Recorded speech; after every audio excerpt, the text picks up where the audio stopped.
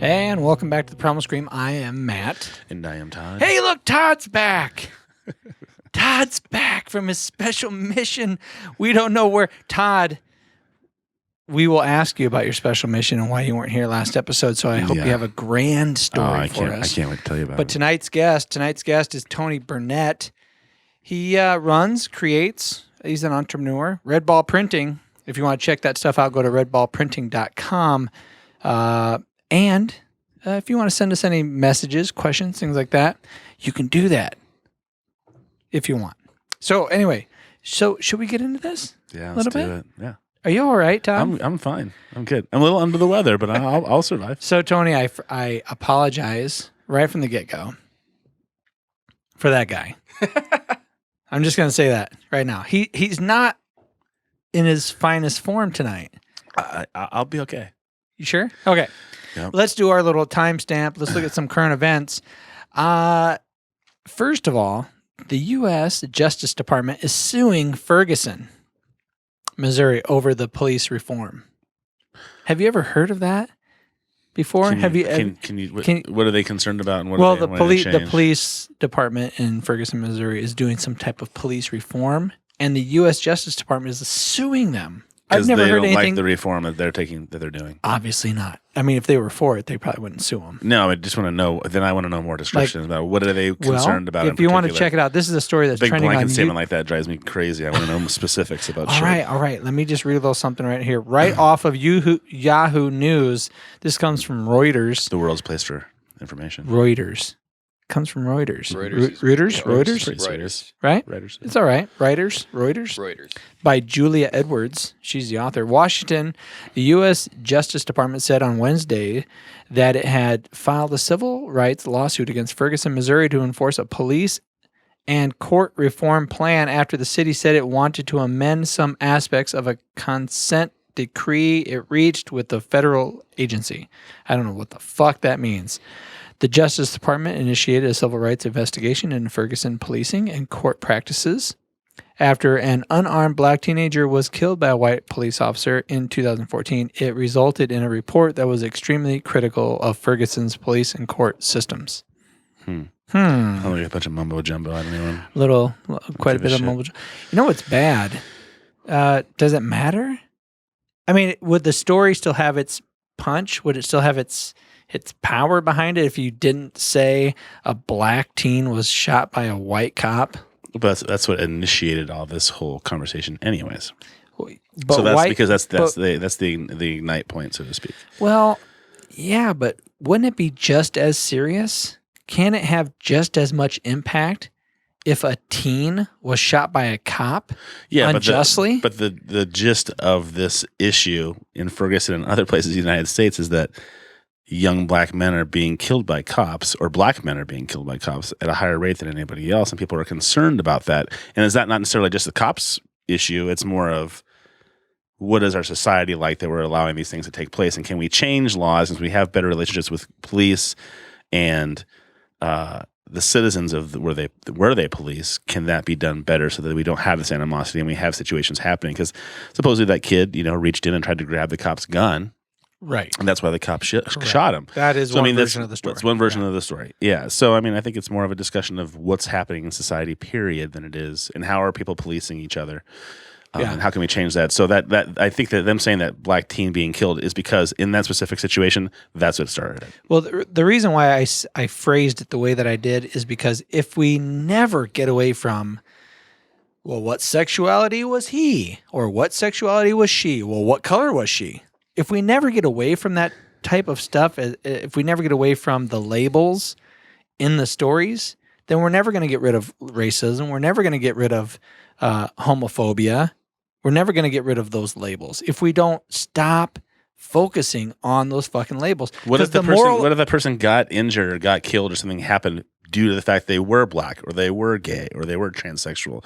That is part of the story, that there's a reason why they got hurt or lost their lives or something happened. Right, but what I think is the moral of the story that I think we're forgetting is a teenager got shot by a police officer, and there's a lot of fuckery afoot. Okay. Period. Right? Yeah. Did a police officer get all armed up, go on duty, and go, oh, there's a black guy. Boom. No, he didn't. That's not how it went down, right? I think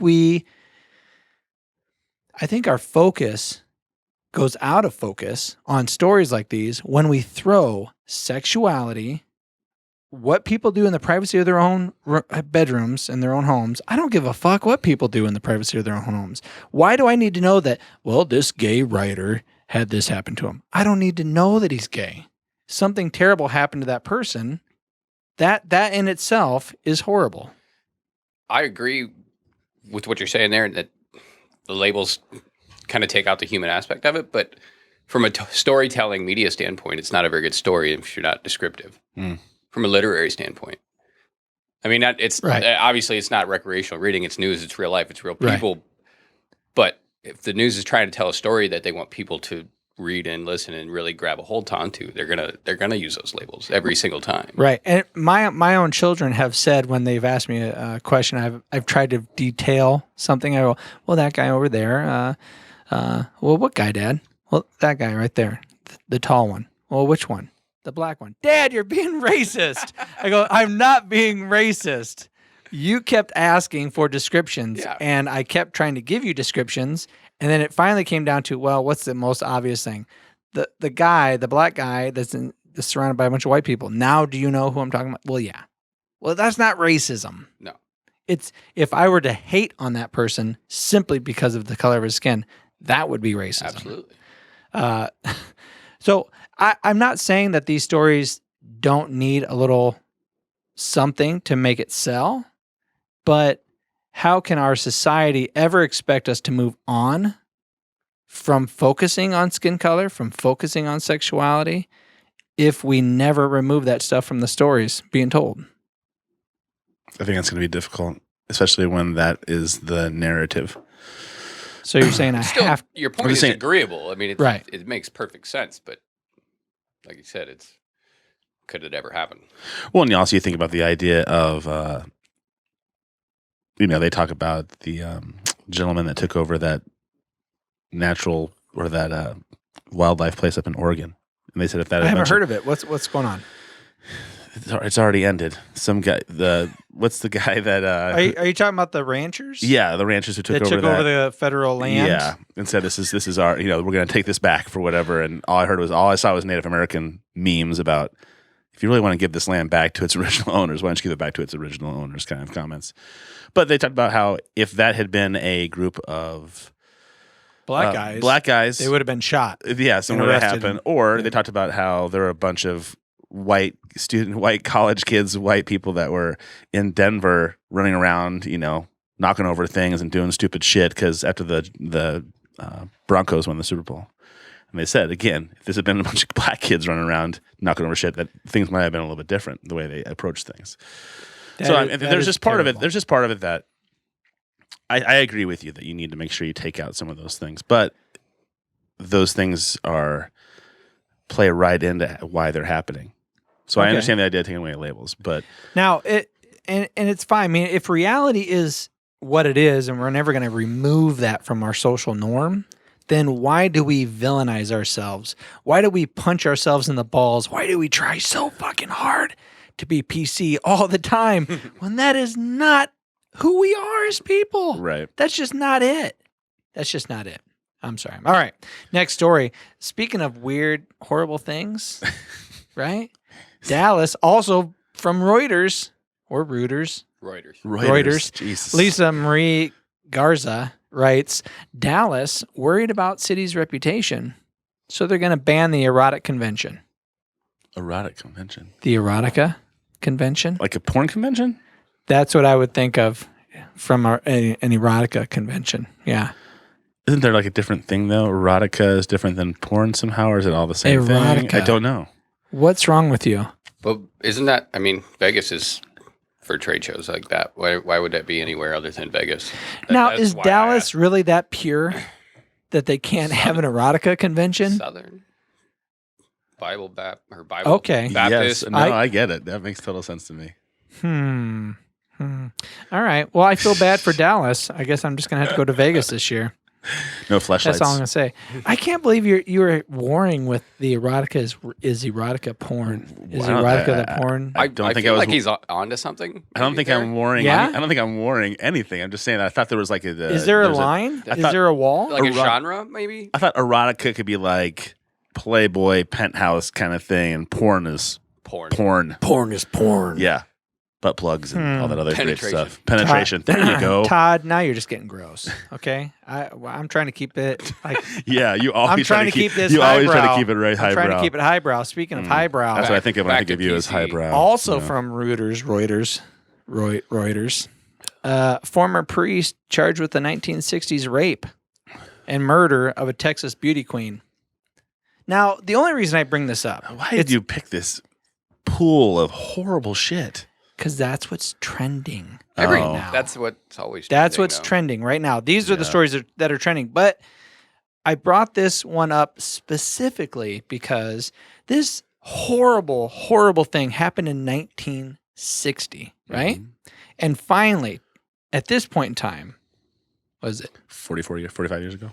46 years 46 years later. Math. Right? Whoa. Wait, no. 6 years later. 70, 80, 90,000. Yeah. Whatever. Fuck it. It's 46 years.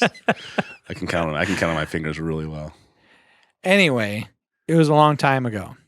And they finally found the guilty party, which leads me. I didn't really want to focus so much on this priest raping and murdering a beauty queen. It's a horrible thing. They finally found the guy, the son of a bitch who did it. But that actually segues me to what is really trending today, which is Serial, the podcast Serial with an S. If you haven't heard it, check it out. Go to serial.com. But have you heard of the latest and greatest what's going on with this? No, I have not. Tony? No, I have no idea what you're talking about. I am popping both your cherries tonight. You said cereal. I thought we were going to talk about Quaker Oats. Yeah. Can I No. Fruit Loops or something? No. Serial is a podcast put on by the NPR group. Never heard. National Public Radio. And the first season focused on a teenager who had been convicted of murdering his ex-girlfriend. He was still a teenager when convicted. Okay? He's been in jail for 15 years. This reporter, this podcaster, a file, an email, a letter basically just ended up on her desk from this guy's sister. I truly believe, the letter says, that my brother is innocent. Could you please look into this? She wasn't even planning on doing this whole Serial podcast. It's now the #1 podcast in the world, which is insane. Right. Man. And it became that way instantaneously. Yeah. Instantly. So it goes over the court documents. She reads over court documents. She investigates. She interviews people from back then, 15 years ago. She's calling. The guy from prison is constantly calling her. All of it's on tape. All of it's being recorded. And because of her thorough investigation, lawyers were listening to this podcast and they said, "Oh my God, the defense lawyer, his defense lawyer did such a terrible job defending him. We have to get a new trial. We have to get a new trial." There was a witness. I'm kind of blowing it a little bit, but it's still a fantastic podcast. I truly recommend that you guys check it out. So you wanted to give it an alert, like if you don't want to know the end of it.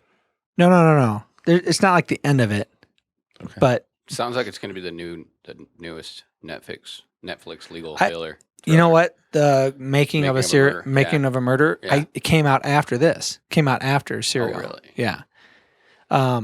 But there is a 20 to 25 minute window in which this girl died. Right? That's the state's case. And this guy who's spent the last 15 or so years in jail has an alibi, but his defense lawyer never brought that witness to the court. That witness said, "I was there in the library with him during that time. There's no way he could have been there." Boom, done. he would have been free. Wow. It would have been over with 15 years ago. Crazy. So anyway, he's getting a new trial. That's the big zinger. They are doing a retrial. They are doing a retrial with new lawyers. His defense lawyer had actually died of cancer within. I don't know if it's karma. Maybe it's karma. There was some shady shit going on with her. She was taking money from people and then not paying for shit that she was saying she was paying for. Well, that's karma. Yeah, I think it's kind of karma. I think it's hard too. When you have people whose job it is to try to find and answer these questions of why somebody died or who did it and things like that, and you're always hitting roadblocks. You're always hitting opportunities where you cannot figure out what it is, but you find like, oh wait, maybe this kid did it, and I see this gap in his logic or his defense team or whatever, and they just grab a hold of those little things and throw these people in jail and convict them of things. So there's just they need to have answers. They need to show the public they're doing their jobs. Right. There's all these things taking place that we have as human beings that have to keep accomplishing stuff. That I think that human error is just a commonality. Right, and crimes can be so complex, and we, with our best of intentions, can fuck them up in the investigation so well that just like in that story, 55 years later, that rape and murder, that priest finally gets convicted. Was there somebody else that was convicted before then? Did that young woman's family have any type of closure, for all that time?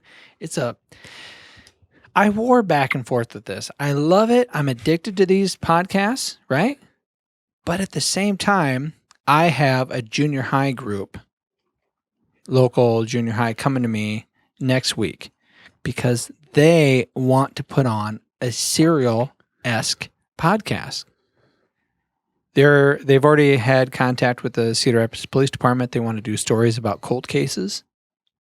And when I brought this up to my wife, she goes, "That is amazing.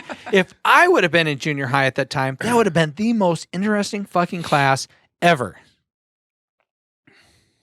And you said, and I was totally surprised by this, by two things. One, I was surprised that my wife had this take on it. And two, I was surprised that why am I so backwards? I'm so polar fucking opposite from her reaction. My initial reaction was, these are junior high children. One, looking at cold cases. Two, a podcast is for entertainment. Three, a cold case is dealing with families who have no closure over a horrible fucking thing that happened. And we are dredging those stories back up and deriving entertainment from them. When you told me that, I just assumed right away that when you said this, that you and your partner were talking about doing this with these kids. I right away assumed that you would be getting like cold cases on like bikes being stolen or like cold cases on vandalism or something. I never once for a second thought that, we're going to let these children read horrific murders that have taken place in Cedar Rapids. Right. I never thought that for a second. Well, that's where you went to. That's how it was kind of pitched to me over an email. I still have yet to have my first meeting. Emails. Yeah, emails and texting texts are the worst things ever created. Because you can type something out and you think it makes sense. We have correspondence with people that, I'm sorry, I thought what I just said made sense. But clearly it didn't. That is a daily thing. And clearly what you said to me, you thought it made sense. Yeah. But that is fucking horseshit thrown into a blender and hit shrap-hay. I have no fucking clue what you just said. How can you think that was English, what you just sent me? Yeah, I don't get it. All I said was, "Are you good for this time?" And you came back with, tomorrow, smiley face. It's like, what the fuck are you talking about? Wait. Tomorrow wasn't even an option. Oh, God. But yeah, texting and emails are terrible. But anyway, my first meeting with that group, field trip, next week. Next week, they're coming by the studio, kind of ask me some questions. They want to see what it's like, the real thing. But that made me really wonder, how are they approaching these stories? It'd be interesting to learn more about it. I mean, It's interesting. I think it's cool that these kids are interested in doing something like that, just from a technical standpoint with podcasting and exploring different avenues of communication. But like Simon said, what kind of cases are they going to be playing around with? That I think that would really make my decision if I were in your shoes. Like, I kind of feel the same way. I don't know if I'd feel good about exploiting. I know I wouldn't. I wouldn't want my kid to be involved in that unless I knew. So you wouldn't want your kid involved unless I knew exactly what they were going to. That they said, here are the 5 cases we're going to be looking at. It's these 5 things, has nothing to do with murder and has nothing to do with violent crimes whatsoever. It's more of a kid-based serial, which means we're talking about kid-based things. Now, like I said, I war with this idea because I do think it's really neat to get kids intrigued about the process. Have they never thought about law? Have they never thought about a terrible situation that might happen? I think kids kind of look at the world as black and white. Everything is great until something terrible happens, but then that terrible thing happens by a bad person. Yeah. And that bad person clearly is a bad person. You can find those bad people wherever. But by doing something like a cold case, you really kind of shed light on the fact that there are there's some situations that they never have the answers to. Right. So, I mean, outside of it, the controversy of the type of crimes that they're dealing with, this could also be a skills building project as well. Sure. Problem solving, investigative thinking, like kind of, training your brain to think outside of what what is black and white. Try and go down that gray back alley, to try to think differently. So, I think it's also good to give them perspective on. You just can't go out and just do shit. People are watching, people are saying things. The cops can, I'm always floored by watching some of those shows like, was it 48 Hours, where it's a real live show. They're trying to solve a crime within 48 hours as they go cold so fast. Okay. I've only seen it like once or twice. First 48 hours. Something there like you that. go. Something like that. Okay. And the things that they find and the things they can pick apart from just the data they have at a crime scene, it just blows my mind that they're that good at knowing human beings, understanding psyche of people, and just digging out all that information. It always floors me. So I think it's a good thing for kids to see that all the backside of everything that comes into, Now, on the other end of that, if something horrible happened to my family and I had seen the first 48, whatever, and I'm like, okay, no, I've seen all these fucking shows, man. I know that there's a lot of questions that can be answered within the first 48 hours. What the fuck has been answered? I think that is a perspective that generally people don't look at. Mm-hmm. Like, there's horrible shit that happens every single day to people, every day, and to their loved ones. And when we watch a TV show and we're like, oh man, that was really interesting. I was locked into the TV for an hour. They answered a lot of questions. There's a family somewhere going, that is not the way it fucking played out in reality. That's not the way it played out for us. For them, yeah. Yeah. I wish it would have played out for us like that, but it did not. But anyway, so I'm warring with that. Are you happy with your timestamp? I am. That was my timestamp for the Primal. We periodically do that.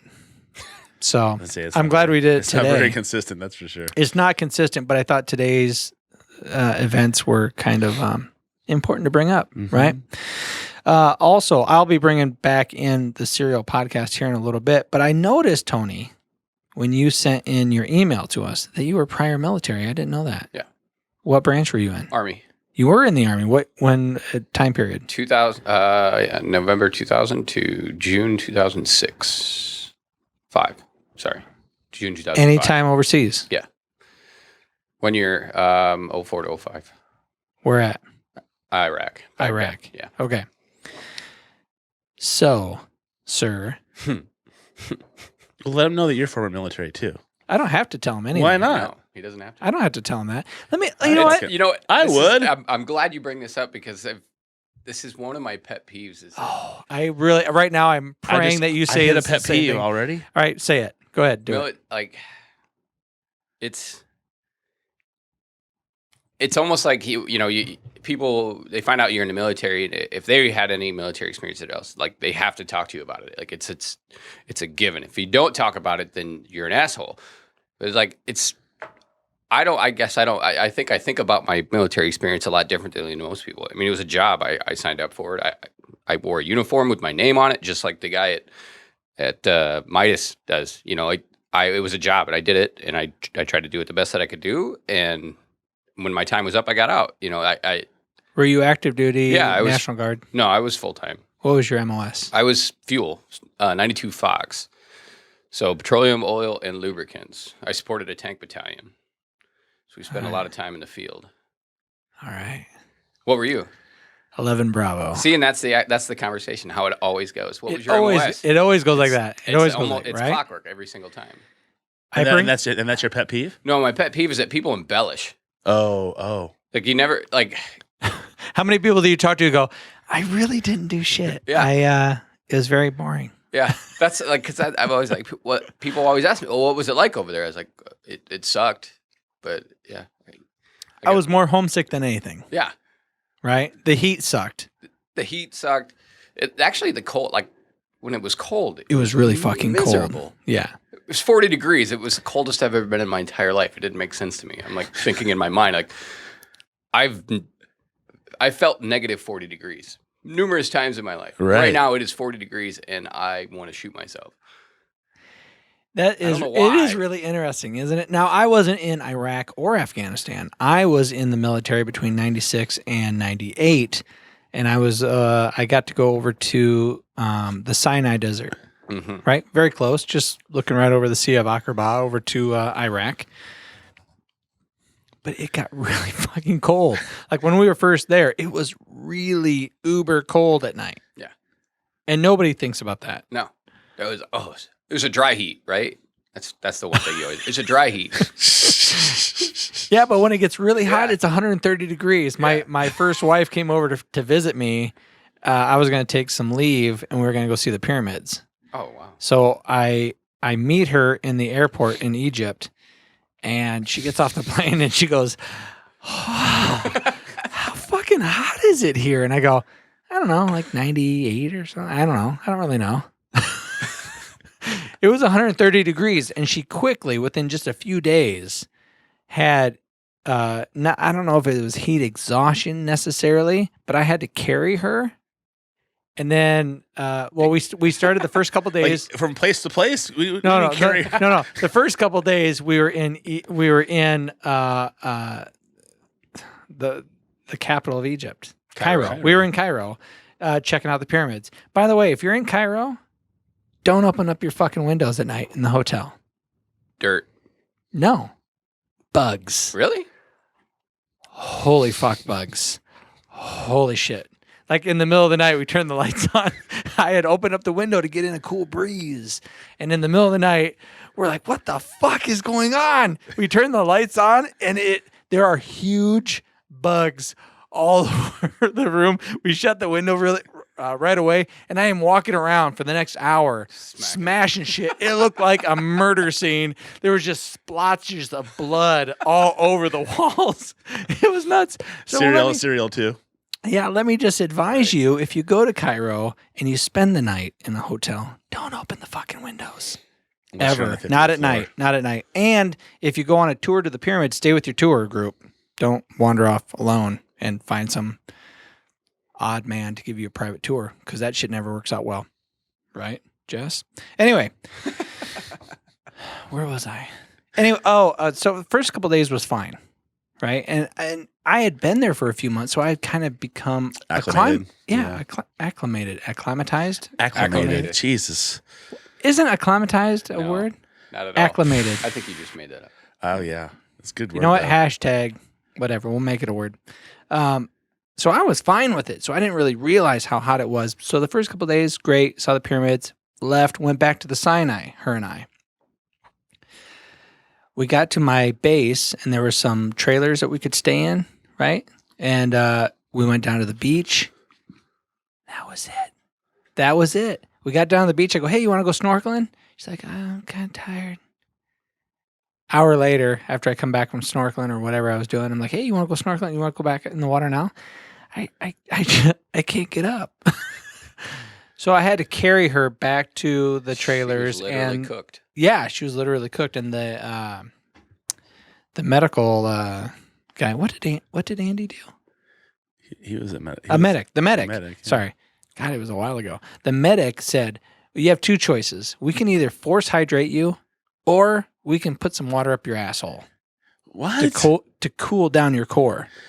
Oh. To cool down your core. She goes, no, he can just force hydrate me and I'll stay in the cool air-conditioned trailers for the next few days. They didn't give her an saline IV bag? Yeah, that's what I was thinking too. No, he didn't do that. He said you have two options. These are your options. So she was hydrated. She just was overheated. Right. You sure he was a medic, or was he like that private tour guide you got? You know what? Because the first thing we always did was the IV, bag. right? Yeah. I had a guy one door down from me in my trailer there who had a refrigerator and IV bags, and he would stick himself. Yeah, with an IV bag, and he was just like, "Oh man, this is really nice. I'm super hydrated." We would do, and he would drink as he's stuck with an IV bag. We would do that in the mornings before PT because we were still pretty much trashed from the night before. How dare you, sir? So to not pass out in the middle of PT, you need to be hydrated. We were pretty much still drunk for the night before. The only problem with that is you have to pee a lot. Yeah, and you have to pee right now. Yep, that's the only problem. But I asked my wife, my current wife, my second wife, because I'm on number 2. I asked her, is there any way that you could lay your hands on IV bags and stick me with them here at home? I just asked her that a few months ago. No. I would totally be down with that. I used to give plasma. Stick me. I'll sit here and watch MacGyver or whatever. Not MacGyver. That's a really old TV show, right? It was a great reference. It was great TV. But I'll sit here and watch TV and have an IV bag of me because I really, truly think that the majority of Americans have never known what it is to be truly hydrated. Properly hydrated. Yeah. And when you are properly hydrated, you feel fucking amazing. I think that the military forced me to be properly hydrated on such a regular basis that I am no longer able to achieve proper hydration. I drink. In the wintertime, I don't drink as much water as I should, but like in the summertime, I drink constantly, but I never feel like I never can achieve that. It's like heroin. I can never get to that first high. That first high. A water high. Yeah. Interesting. It's a real thing. I think it's a real thing. Like that proper, like that to your core hydration. Like your body is maxed out. Yeah, because when you're forced, when they say, "All right, drink your canteen, hold it over your head," you're holding it over your head so that you can show it's empty. Yeah. Right. I bring this up because the second season of Serial, I'm so addicted to this fucking podcast, has been maybe I should say life-altering. It's been a rude awakening. It's been truly awesome. The second season, I only brought up your service because I wanted to ask how you felt about the Bowe Bergdahl case. Do you know who Bowe Bergdahl is? I have no idea. Now, this Bowe Bergdahl story, this happened a while ago. He was in the Army, and he specifically walked off his post in Afghanistan, and he became a prisoner of war for 5 years. And then President Obama traded people that were in Guantanamo Bay for him, right? Sounding more familiar. Okay. The second season of Serial goes through his case, and it is riveting. They have phone calls with Taliban. So the Taliban that had him prisoner are on mobile phones driving around, and the phone call keeps getting cut out because the reporter has a friend that had done some stories over in the Middle East and kind of set them up. Mm-hmm. But I feel like the stories that we see in the media, like you get like a really quick flash in a pan.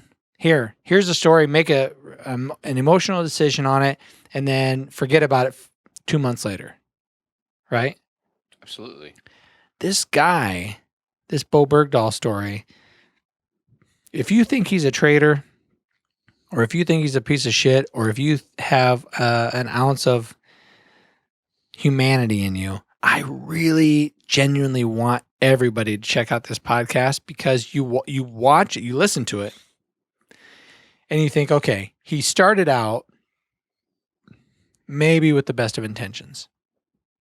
Okay, he walks off his post because he feels like his chain of command is dangerous, and he's trying to report them and get it changed and have things stopped so that either him or his platoon, his buddies, don't get hurt. And he's tried lots of other avenues before he thought about walking. I don't know how many avenues he's tried, but he's a PFC. You know what that's like. It's a buck. It's not. You're not.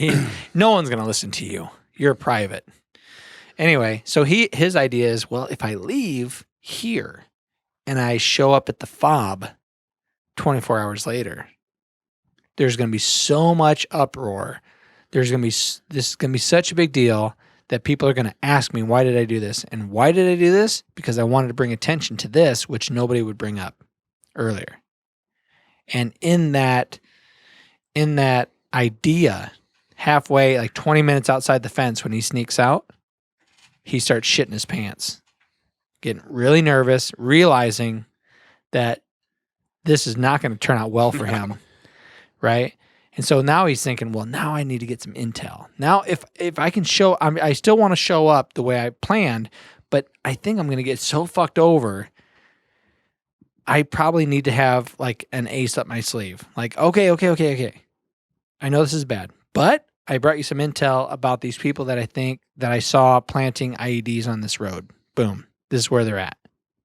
Right? So 20 minutes out, he's like, I need to get like an ace up my sleeve. I heard that Taliban fighters are planting IEDs on this road in the middle of the night. So I'm going to go to this road.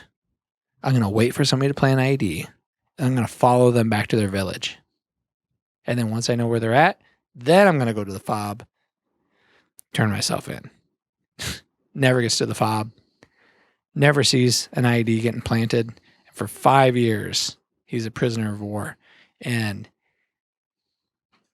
it's crazy.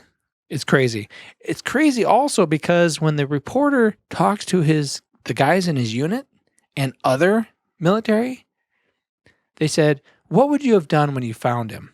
If you would have found him, how would you have felt about him? And more often than not, the soldiers said, we would have fucking killed him because we hated him so much. Wow. And she goes, is this just bravado that you're saying this? You don't really mean that. You don't really mean shoot him. Do you? And they go, no, I think, yeah, we would have probably fucking shot him. That's nuts. It's really crazy. And the only reason I bring this up tonight and for you is because I knew you were in the military. I thought maybe it would have kind of struck a nerve with you a little bit. And if you hadn't known about the Bowe Bergdahl story or the case and how many people, like the idea of how many resources and how much money, how many people were thrown into searching for him. I'm sure. It's fucking mind-boggling. I mean, it makes me think a lot. I mean, it's not knowing anything about the story, right? Barely recalling it being an actual thing, but just how you describe it right now, my initial reaction or my initial thought, the military drilled into me is that he's a crybaby. Kid walked off post trying to, he's overthinking something. People are against him. He's not liked by everybody. Yeah, he's an outcast for sure. What he thinks that there's going on, with his upper command. Is that a real thing, or is it just him being a wuss? A wuss. Yeah, because I don't know. Maybe you saw it. But that's the initial military. That's my initial thought because that's, I was first Cav. If you ain't Cav, you ain't shit. That's what was drilled into our heads. And right. It was like, I think that's drilled into everybody's heads. You don't if you're not a paratrooper, you're a leg. Yeah, basically. Yeah, every unit's different, but right. But but then to actually, I'm interested now in checking out this podcast because it's interesting to think of like what the actual story is, because that's what, like you were talking about mainstream media, they give you the flash in the pan, the quick story, and they don't tell you all the details. Right. And to find out, like, was there really some shady shit going on in his command. And if there was, why is he the only one that really was trying to make a big deal out of it? Mm-hmm. Was everybody else naive, or was everybody else brainwashed? Now, that's a really great statement to make, because when the majority of people that are in the military are children, we don't know any fucking better. We're 18, 19, 20 years old. And if we're lucky, there's a 25-year-old that's in charge of us all. Yeah. Right? We don't really understand what's going on and what the capabilities. I mean, in basic training, we had people that couldn't handle shit. I mean, I'm sure that this guy, Bowe Bergdahl, in Afghanistan was seeing a lot tougher situations than the people that I had in basic training, who got married the day they left for basic training and then went AWOL from Fort Benning. Yeah. Sand Hill. Yeah, they just freaked out. They would just freak out and leave. And then you have people that crack under a lot of different pressures. And for somebody to crack when they're over in Afghanistan or in Iraq, was that the first time you had ever been out away from the United States? Yeah. So was this my only other experience outside of the borders of the United States was a Mexican border town. Much further away from your family than you've ever been. Yeah, absolutely. Right? That in and of itself is extremely jarring. I thought it was extremely jarring. And I didn't do shit.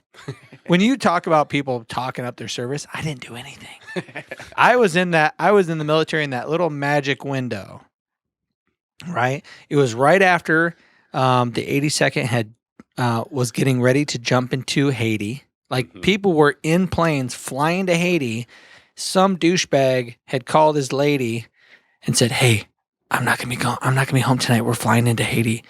That somehow got back to the Haitians, and they just littered the drop zone with cars and metal and shit. So by the time the 82nd Airborne was getting ready to drop, if they would have let everybody jump out of planes, everybody would have been wrecked.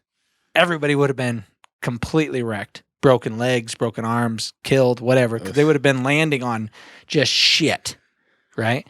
If you don't know, airborne, it's not like you see skydiving where they come in and they pull down on the cords and it's a nice soft running landing. It's like jumping from 20 feet.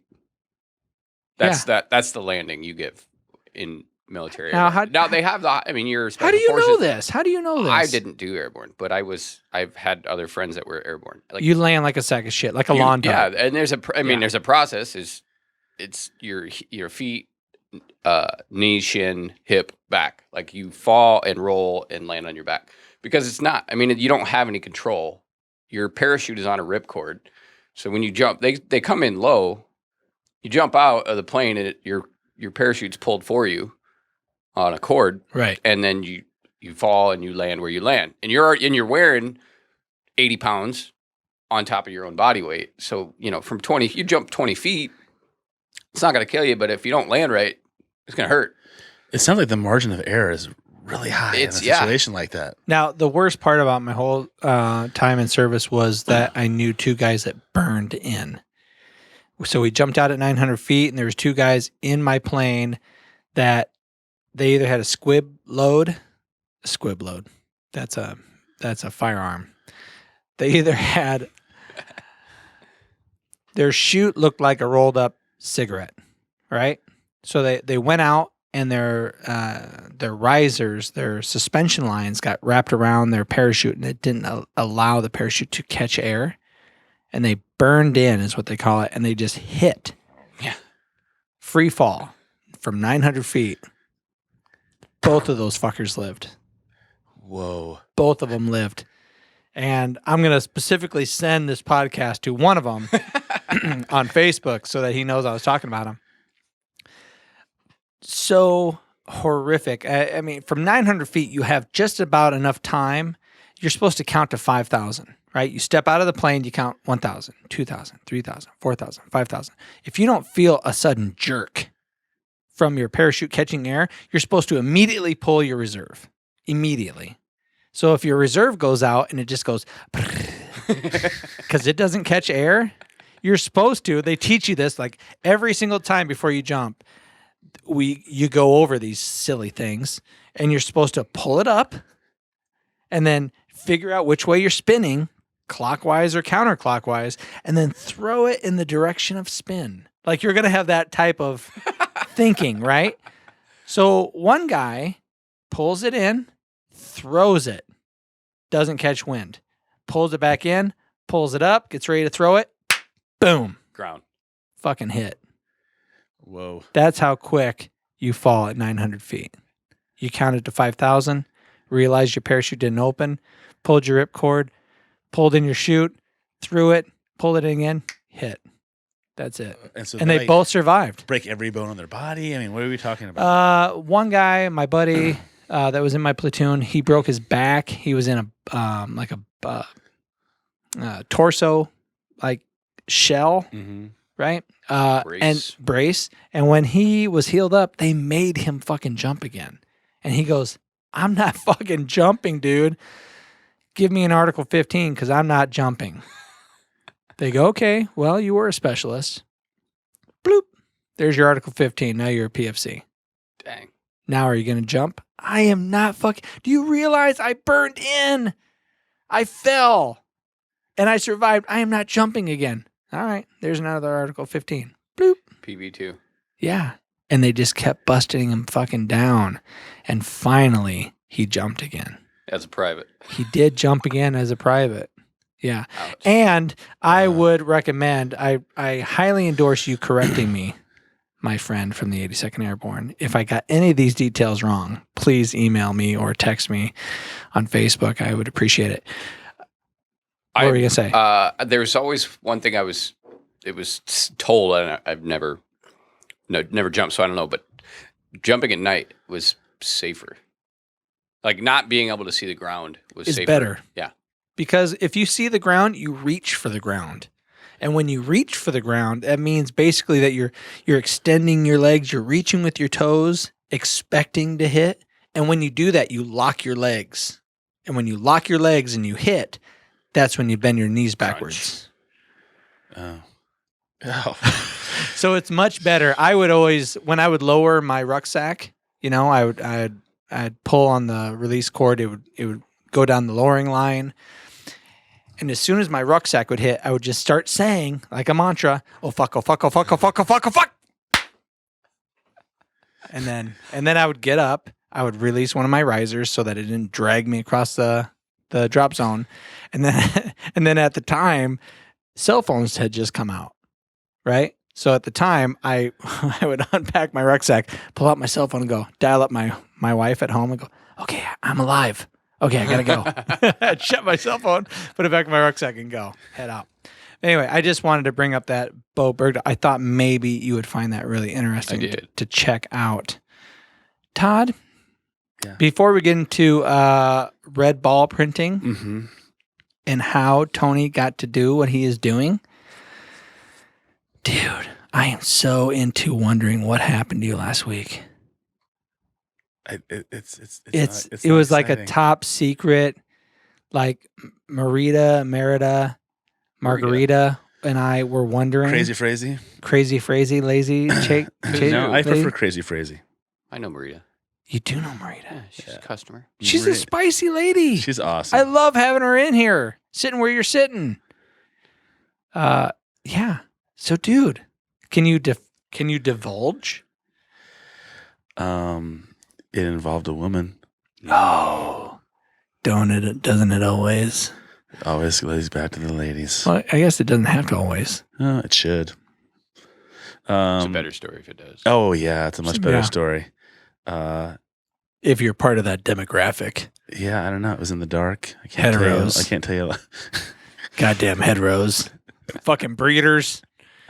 All right, so nothing exciting. But you can't divulge. Okay, we're not going to get into specifics. We won't get into specifics. All right. Sorry, very anticlimactic. Well, I was really hoping for something because I had kind of worked up Marita and all of our listeners. Yes. Oh, you did. I listened. You listened. Mm-hmm. Yeah. You listened from your POW camp. Yeah, that's why I didn't make any comments about how you land in a parachute, because I do it totally differently than you guys do it. So don't want to tell you all my secrets. Right. I mean, that was just a challenge, right? You don't want to talk about all your challenges. No. I mean, Tony, on the other hand, he probably wants to talk about all his challenges. Now, there is one other person that I know of, Tony, that goes to start a business and then like, oh, you know what? We're not just renting the space. We have this building, and in order to do what we want to do, we need to renovate the building a little bit. And they start the process not knowing totally what they were going to get involved with. Yeah. Do you know of something like this? A little bit. Now, when you got your building for Red Ball Printing, did you have any idea that it was a historical building? Not initially. Not when we, initially acquired the building and were negotiating that, but not long after. Very quickly, as soon as you wanted to start doing stuff to it, right? As soon as we knew we were gonna get the building, it was shortly after that. Now, and did you get a good deal on it because it was part of the flood or the land, or is there any kind of deal that you got from that kind of thing, or not? Well, so the purchase of the building was private. It wasn't from the city or anything like that. It had, I mean, it's pretty common is that for the duration from the flood until we got the building, there was a phone number written on the front window for sale. And I called that number several hundred times, and so did several hundred other people. I never got a hold of anybody. I never got a voicemail, nothing like that. But what I've heard from a lot of different people is they talked to somebody and they were asking a significant amount of money for it. I don't know how much that was. I never heard any specific numbers, but the guy just wasn't interested in selling unless someone was going to give him a shitload of money. He ended up losing it to tax sale. Jeez. So he's hoping to pay off all his taxes by paying them. Yeah. So it was a gentleman had purchased it at tax sale, and we bought it from him. Private sale. Oh. Yeah. Great for you. Absolutely great for us. Wonderful. The day we met the guy at the shop to talk to him, I just I had heard from another neighborhood business owner that he knew who had acquired this building, and he asked if I was still interested. Well, absolutely. And was contacted, was given contact information, and contacted him, said, hey, meet me down at the shop tomorrow, or, at the location, we'll talk more. While we were standing there talking to him, I actually called up my friend, Frank, to come help. Does a lot with real estate, so I don't know the questions to ask when doing a commercial real estate purchase, or even to think about. So I had him join me, and we were standing there talking to a guy. 2 different people pulled up while we were standing there, inquiring about buying the building. So we knew right away, if we want it, we got to pretty much... You got to jump on it. We got to lock it down. Which, in a way, really surprises me, because that's a building that is standing at a corner. There are other buildings around you in that corner, in that intersection, but a lot of it is kind of devastated. Yeah, it's right. It's funny because we were a block away from New Bowe, basically. I mean, from the market, but the neighborhood that everybody knows as New Bowe is a block away from us. It's starting to come back. It's starting to expand down. So we've got Tornadoes across the street. Great bar food. Everybody used to love it as a live music scene, but they don't do live music anymore. And then across the corner is Mad Modern. They do mid-century furniture, secondhand furniture. Right. So that draws some people down. Across the street is Little Bohemia, nice little family bar restaurant type Been there thing. forever. Yeah, been there forever. But all the new and the energy and everything is a block away, 12th and 3rd. And it's funny because we're only a block away, but we don't there's walking traffic. There's tons of people all the time down there in that corner. But we're just all of us on our little corner down here, our little 4 corner, we're trying to how do we get them to come down this way? And it's just a matter of renovating everything. And it was kind of started with us, when we did our building. Right. It's kind of motivated the owners of Tornadoes. So this spring they're going to do like a whole new paint job on their building. Mad Modern. He did last summer. He did at the same time we were doing ours. He did a full tuck point and cleaned up the face of his building. Little Bohemia, they're not as motivated to do anything. They painted the boards that were over their windows, which is nice. But I mean, if that's all you can do, at least paint the boards that are over your windows. Yeah. I appreciate that. But then originally there was an old flood house next to us that ended up getting torn down. So now you can actually see our building from the corner. So to me, I didn't like seeing this original structure. I didn't like it being torn down.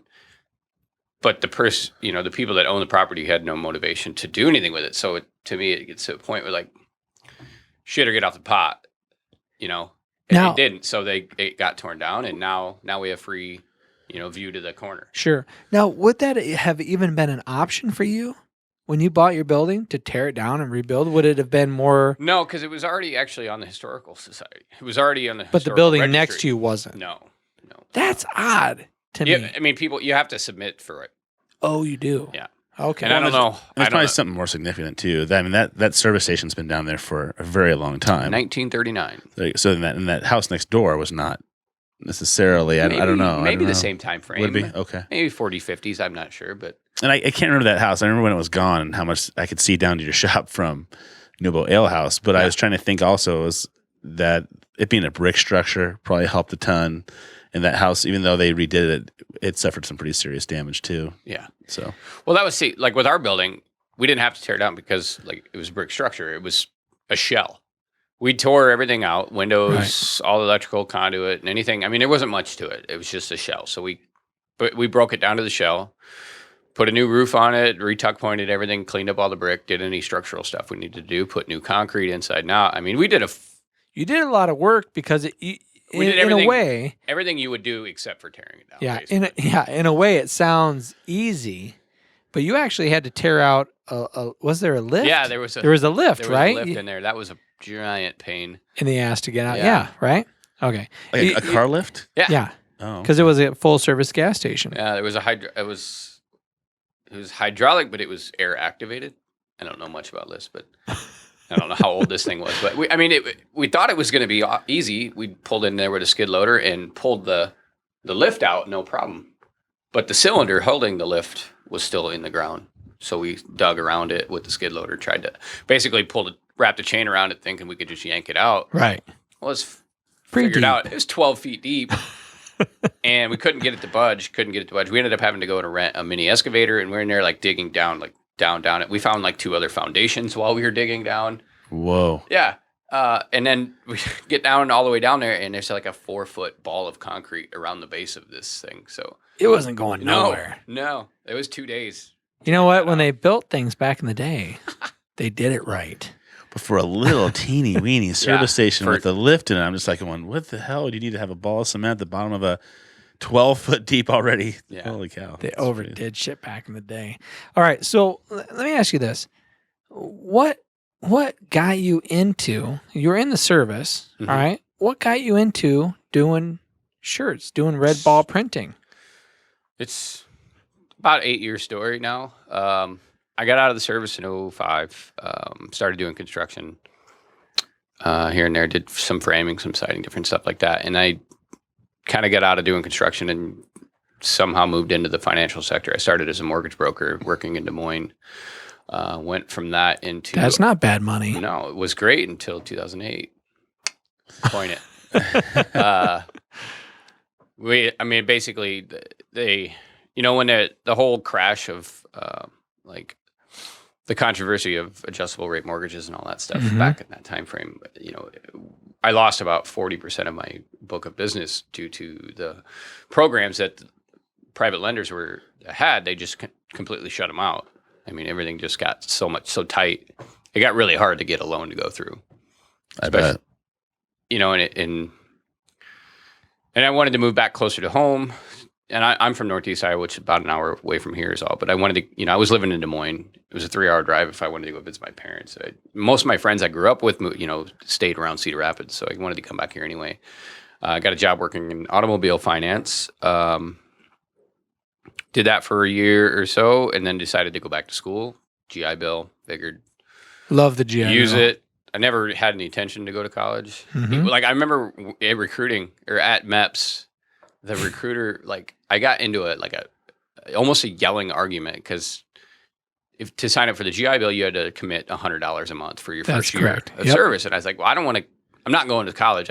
So I'm joining the military. I'm going to be a career soldier. Thank you. I don't remember the guy's name, but thank you very much for basically not taking no for an answer. Saving you. Yeah. Because, I mean, it was $45,000 to go to school with. It cost me $1,200. I mean, it's a pretty damn good return on your investment. So I went back to school. I went back to school for agriculture business. I got a job out of school doing commodities as a commodities broker. I started doing printing shirts when I was living in Des Moines. A buddy of mine I lived next to, he had bought the equipment on a whim one time. It was like a home package like deal. And it just sat in his garage and he never did anything with it. One night we got drunk, started talking about these shirts. Hey, let's make some funny shirts. The best things happen Yeah. when you're drinking. With your buddies. Yeah. So we, on a half lit night, went out to the garage, started kind of rearranging things, got it all set up. And I said, okay, well, how's it work? He handed me a DVD, how-to screen print, basically, and Right. he's like, I don't know, I haven't touched it yet, so I don't know what to do. So next morning, I watched the DVD, took notes, and taught myself how to screen print. And in the 8 years of doing so, I've learned to, not perfect. I still not perfected it, but it's still a learning process. But I've gotten pretty good at it. I started, just printing for bars and bike teams, stuff like that, random stuff like that. And kind of over the years, it progressed. There was a period of time where I didn't do it at all because I didn't have anywhere to have the equipment set up. To go back, he ended up just like saying, take the equipment because we were kind of getting busy with stuff and he had a full-time job. And he's like, I don't want to deal with this. You just do whatever, take it. I don't care. Get it out of my garage. So when I moved back to Cedar Rapids, it was just stored in my mom's garage for a while. And then another friend of mine, he was starting his own t-shirt thing, but he had a direct-to-garment printer, like a actual printer that you load a shirt into and hit print on your computer. They're not very efficient. Oh, no shit. They're not very efficient and they're very expensive. So for production printing, it's not very good. It's good if you want to do one shirt here, one shirt there kind of thing. But it's still extremely expensive. Yeah. Like the equipment's like $20,000 to $30,000 for that. Whoa. You know what we did? We got one of those iron-on gizmos. We printed something out. We did some iron-on when we did personal training back in 2001. I still have one. I still have one shirt.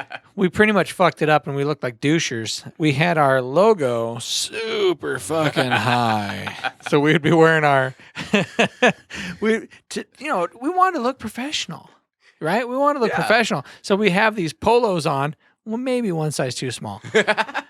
And personal trainer, you got to show and the iron-on thing was like way up here, and it just looked so, I'm going to say queer.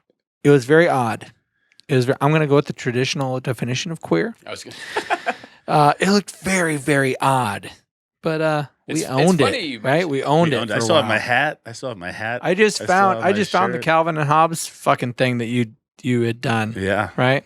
It's funny because, I get requests from people for, just one shirt. Like, our minimum's 12 pieces, but, because for me to print you one shirt, it's going to be like $100. I mean, it's a minimum amount of time for me to make the screen, get everything set up. The amount of time to print the shirt takes 2 seconds. For me to run ink across the screen doesn't take long. Right. It's all the setup process. Sure. So I tell people, go buy iron-on shit from Target. Right. If you're wanting one shirt, it's usually some stupid idea you have, and you think it's funny, and you want to wear it to the bar. Like, don't waste a bunch of money on it. You're gonna wear it one time. Sure. Yeah. And do you, when you you saw Ray Gun is coming in the Naval market? Do you? Is that competition for you, or not? Or not really? It's just, it's kind of different. I don't even know much about them, to be honest. It really depends. It's interesting to bring that up because it's been a topic. A lot of people have asked me about that. Ray Gun, as most people know, they have the great funny shirts. I don't know anything about them. They're based out of Des Moines.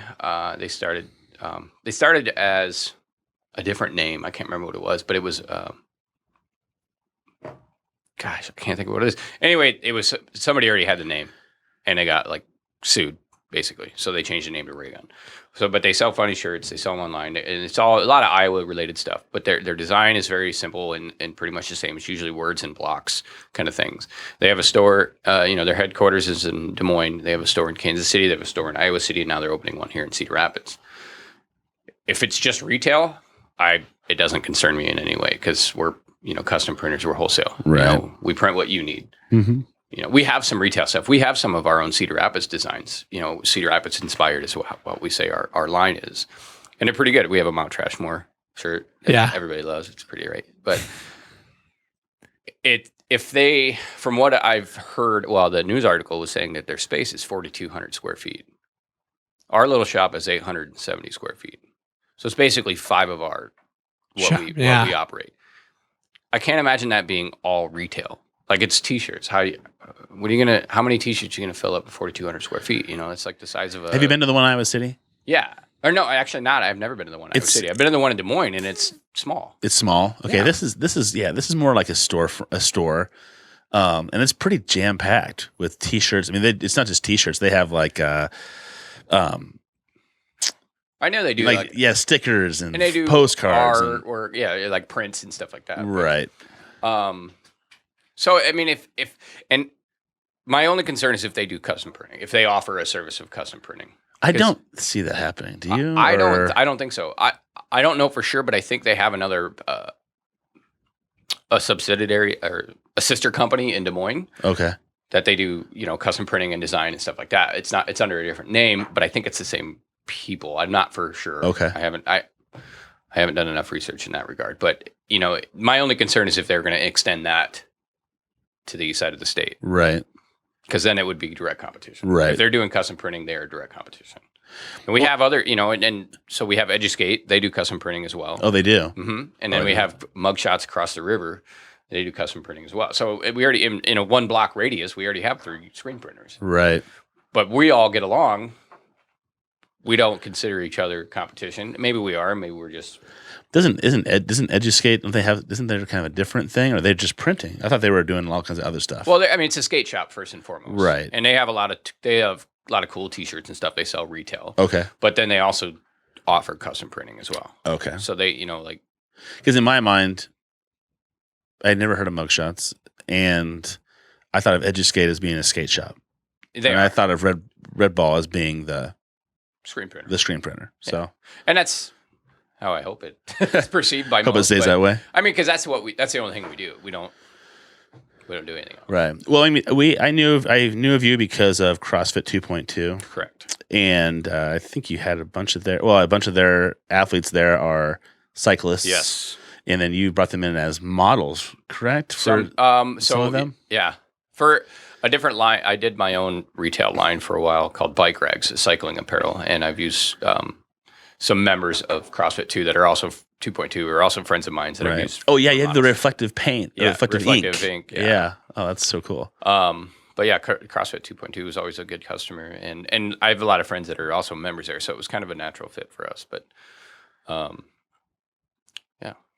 Are you one of these crazy cyclists? Like, do you cycle in the winter time? Yeah, absolutely. Do you have the big fat tire? It's on the back of my car in the parking lot. Is it really? I came here from the bike shop. Plug for the new bike shop in the neighborhood is Goldfinch Cyclery. Check them out. They just opened up a couple months ago. Where are they at? They're right behind. They're on 2nd Street, behind Parlor City, in the old barber shop. Oh, really? Yeah. Oh, that's cool. A new bike shop in Newbo Market. That's awesome. Goldfinch. So, that's where I came from tonight. Oh, really? Working on my fat tire bike because I am a crazy cyclist. You have a fat tire bike? Mm-hmm. We know the tires are big, huge, bike. fat tires. Yeah. So you're like year round. Absolutely. You are? Yeah. Okay. Now I apologize because I had to go use the restroom because I have a little girl bladder. It's a military thing. That, and I can sleep anytime I want. Yeah. Anywhere. I can just sleep anywhere. On anything. Pretty much. But this is what I can't do. I don't feel safe. I've become a huge Nancy. I don't feel safe riding my bike just anywhere willy-nilly. Oh, I feel better on my bike than I do in my car. Shut your front door. I will. You'll Softly. shut your front door. Don't Oh. slam the door. Okay. Where do you? Okay. What this is? We're going to start a new thing. So I wanted to make sure I get this out there. We're going to start a new thing on YouTube because YouTube just put this notice out to me. I just noticed it that you can now put polls on your videos, so people can you can now create a survey or a poll on each one of your videos that you put on YouTube. So this is the poll that I'm going to be putting on this episode. And it's going to be this. What is your favorite thing to listen to when writing? Is it music, podcasts, audiobooks, or nothing? Nothing. Interesting. You're a nothing guy? Nothing. I'd rather hear what's going on around me. Well, Okay. Especially if I'm riding in traffic. All right. So it's more of a safety issue. I remember Yeah. Oprah talking about when she goes jogging, she doesn't like listening to anything because she likes to be kind of present in what she's doing at that time. Well, thought maybe it could I be can't like that really too. see Oprah jogging a lot. Well, so that it's really wasn't- nice. That wasn't the point. How often do you watch Oprah? This is God, a you're long time so ago. in touch with your inner beautiful self. So I know you What, live. are we talking thin Oprah? Oh God, you live over by Regis, right? Or no? Where do you live at? I live over by Rockwell, the original Rockwell, off 32nd. Northeast side. Okay. Okay, I could have swore I saw Over by Are you- the red ball car. Now, Over when there. you are riding your bike, you're in the street, you're in the sidewalk. No, never on the sidewalk. Never on the No, sidewalk. sidewalk. Riding on the sidewalk is illegal. Oh, I didn't know that. I'm going to It have is- to stop yelling it at is- my children. Just there's Get off the fucking road. There's gray area. I I don't mean, say obviously that. you don't want your kids on the street, and they're not. It's the difference between commuting because bicycle commuting is it's a form of transportation at that point. It's not recreation. And do you have to follow the traffic Yes, laws? absolutely, and I do as much as I do in my car. Oh, nice. I like how you stated that because this is something I've had a lot of arguments about, and I've had a lot of discussions about is cyclists and traffic laws. Because I commute, I like to commute. I don't commute as much as I used to. When I had a day job and I worked downtown, I lived in Fairfax at the time, and I rode every single day. And I rode right down 151 and First Avenue, right into downtown. It was the quickest. It was 7 miles. Otherwise, if I went through the town, like through back roads and stuff, it would be 8 to 9 miles. So I feel confident knowing if I'm in invisible sight, there's a less chance of me getting hit. If I'm on the sidewalk dipping in and out of parked cars, Right. people aren't looking there. They're looking Sure. in front of them. Right. I mean, I've got lights. I'm lit up, but I'm following. If I'm in traffic, I'm following traffic laws. If there's people around to see what I'm doing, Mhm. then I'm going to follow traffic laws. Same thing you do in your car. You're not going to be, and you're driving through a little neighborhood in the middle of town that's not anywhere near a busy street. Sure. You're not stopping to a complete stop at that stop sign. The stop sign on the corner of our shop, Yeah. it's not a 4-way stop. It should be a 4-way stop. I'm surprised I What? haven't. It's every It's single not? day. Every single day, there's at least 15 different horns honked. Like I'm just. And that's why we could never use your building as a podcast site. Too many horns. But that corner, like no one ever stops at that stop sign. So, and I've wanted to put up my GoPro out there just to and do like a time lapse. yeah. But I want to wait till it's nicer so that I can get cyclists in there too, because I want to make the argument for both ways. Like people who don't bike and and drive cars, that first thing they say is cyclists don't follow traffic laws. They're rude. They're they're arrogant. They think they own the road. That kind of thing. Right. Well, just as many asshole cyclists as there are out there, there's just as many asshole drivers out there that do that don't follow traffic laws and run stop signs and run See, stoplights. because that was my misconception. Yeah. Is that if I'm on a bike, fuck your stoplight. No, absolutely not. And I wished there was more. I wish the police would stop cyclists more often. I wished it was more regulated.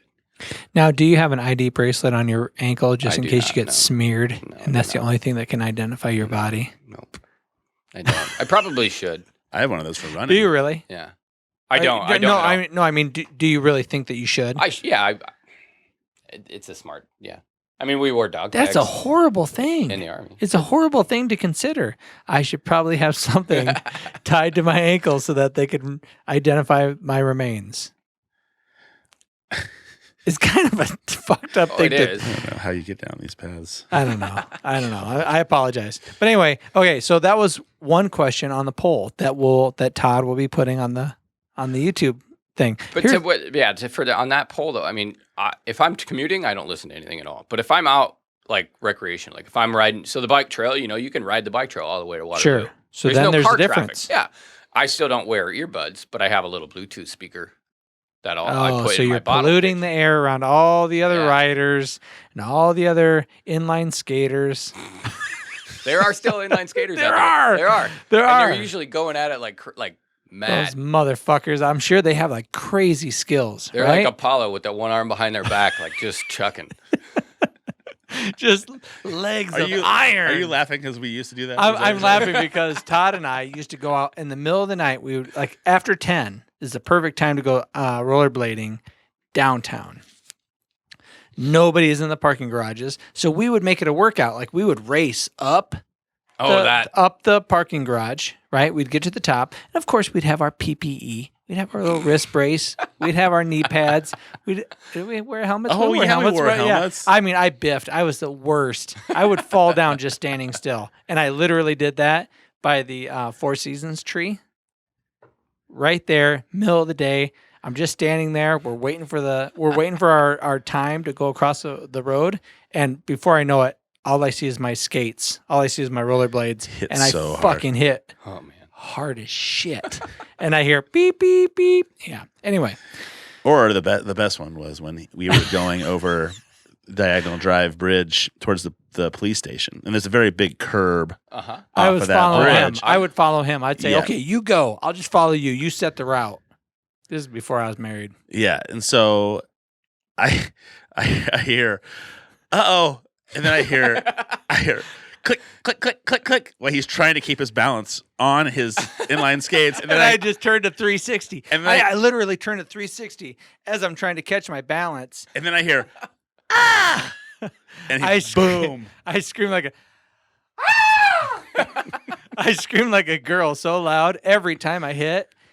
And right when I hit, there was a semi going by. And they went, like they got the best fucking show of the night right then and there, right? I always thought you just destroyed yourself too. I was so scared you really wrecked something bad. Okay, so this is poll number 2 question. Okay, where do people most like to ride?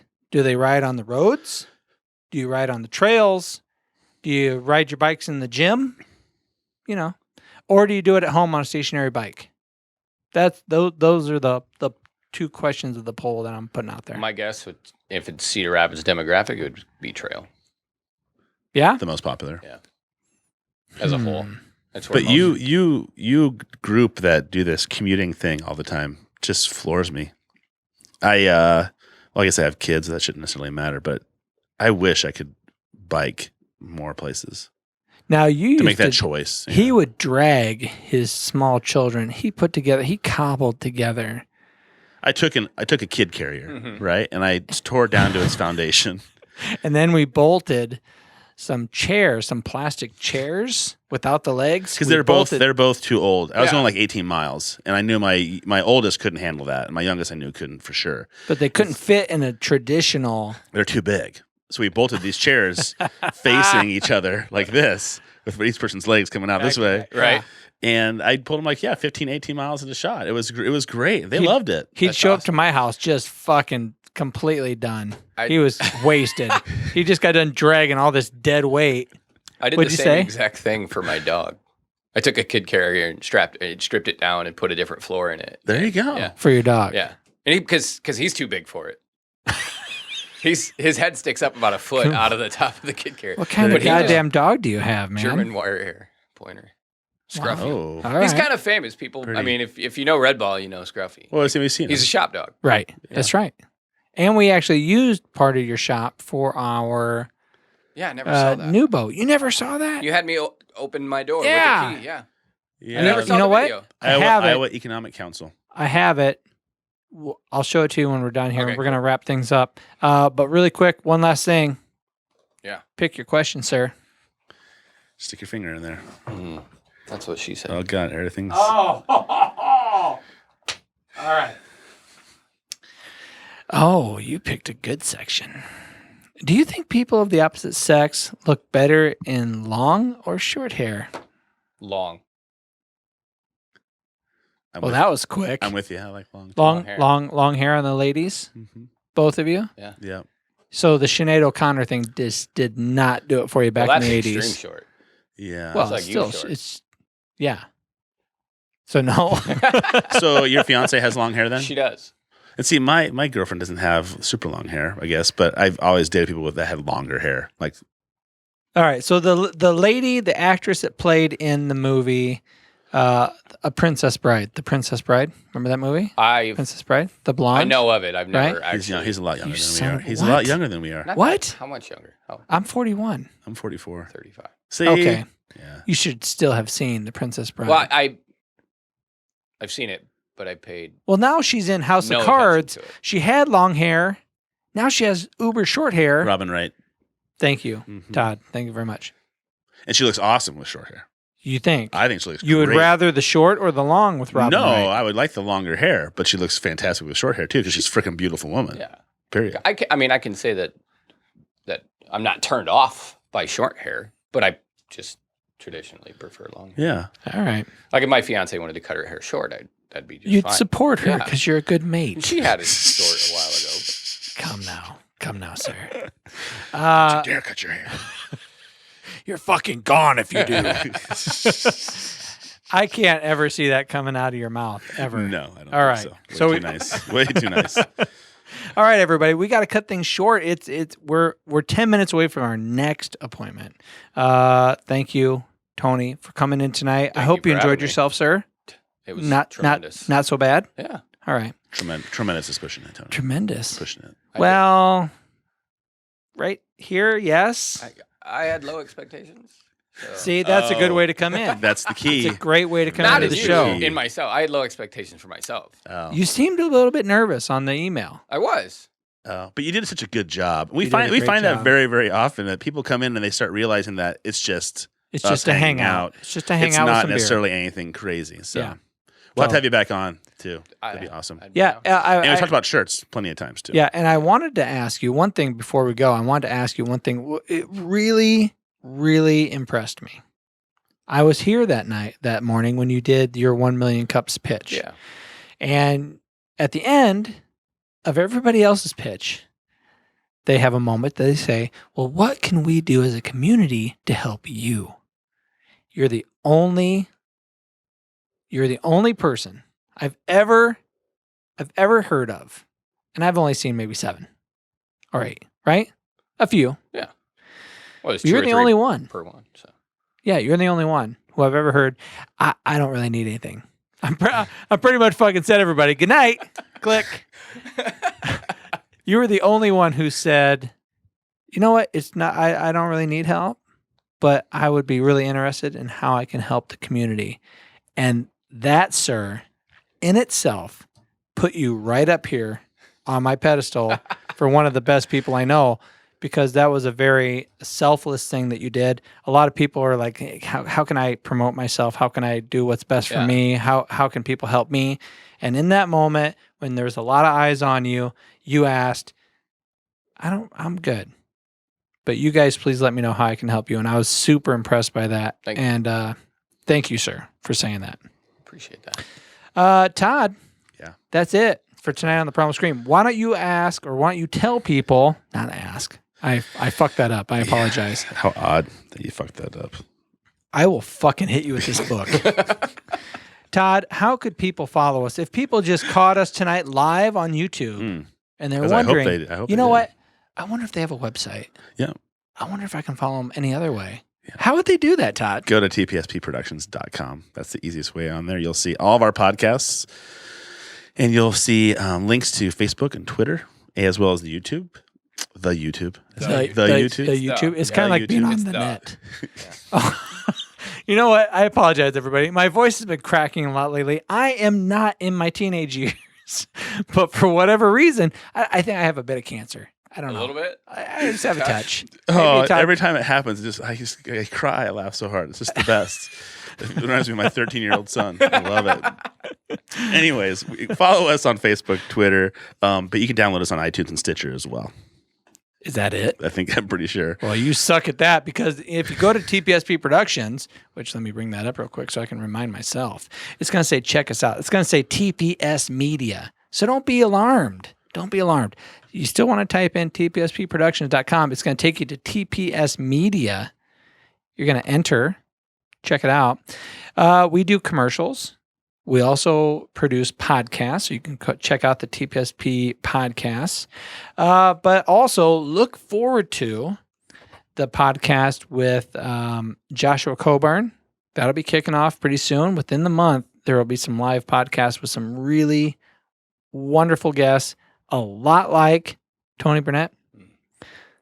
Maybe a little bit more in the actor field. Who knows?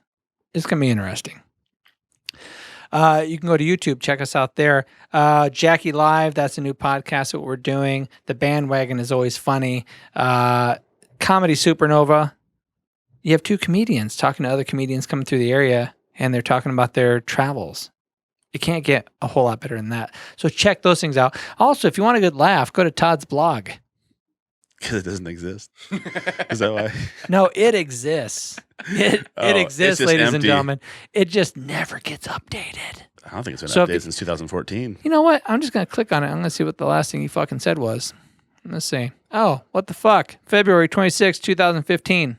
Oh, hey, I'm better than I thought. You know what? If you just wait a little bit, it's going to be a year anniversary, Todd. Of not posting anything? Not posting. So, yeah. Anyway, also, check these things out on YouTube, because we are going to be putting these polls or these surveys in on each video. And I might go back and put some polls and surveys in other videos, because I think there are some really interesting things. I want to know what you, the listener, the viewer, thinks about and cares about when we do a show. Now that's it. Are you sure? I think so. All right. Well, hey. Go to redballprinting.com. Yes. Yep.